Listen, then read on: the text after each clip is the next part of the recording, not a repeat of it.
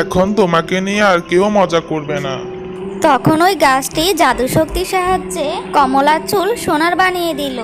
আরে আমার চুল যে সোনার হয়ে গেল। কমলা নিজের সোনার চুল দেখে অনেক খুশি হলো। এখন থেকে তোমার চুল সোনার হয়ে গেছে। তোমার চুল পৃথিবীর সব থেকে সুন্দর চুল। এখন থেকে তোমার চুলকে আর কেউ ঘাসের চুল বলবে না, কোনোদিনও না। কমলা বাড়ি ফিরে এলো।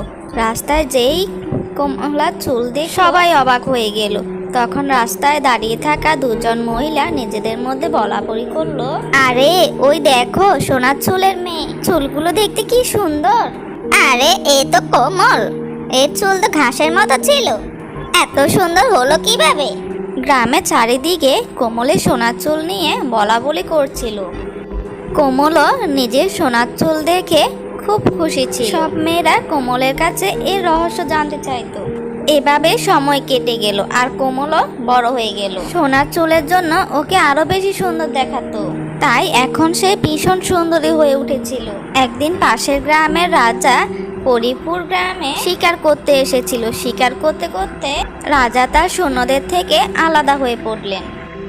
তখন রাজা একটি হরিণ দেখতে পেলেন, যার সাথে তার শাবকও ছিলেন। রাজা তার শিকার করার জন্য ওদের পিছনে ছুটলেন। হরিণটি তার শাবককে নিয়ে ছুটে পালাচ্ছিলেন, কিন্তু হরিণের শাবকটি ঝোপের মধ্যে আটকে গেল, যার জন্য সে পালাতে পারছিল না। তার শাবককে এই অবস্থায় দেখে হরিণটি সেখানেই দাঁড়িয়ে গেল। পিছন থেকে রাজা দেখলেন তার শাবককে নিয়ে হরিণটি সেখানেই দাঁড়িয়ে আছে। এখন কোথায় পালাবে নিজের বাচ্চাদের ছেড়ে? এক্ষুনি দৌড়বো। তখন হঠাৎই কমলা সেখানে এসে গেল। কমলা হরিণের শাবককে ওই অবস্থায় দেখে চালাতে লাগলো।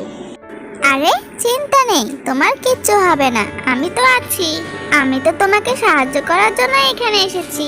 তখনই রাজা দেখলেন যে সোনালী রঙের চুলের মেয়েটি ঝোপ থেকে হরিণকে বের করে আনছে। রাজা তার সোনালী চুলগুলোকে দেখতেই থাকলেন। এত সুন্দর সোনালী রঙের চুল, আসলে কে এই মেয়েটা যার এরকম সোনার চুল? আমি আজ পর্যন্ত এমন মেয়ে দেখিনি।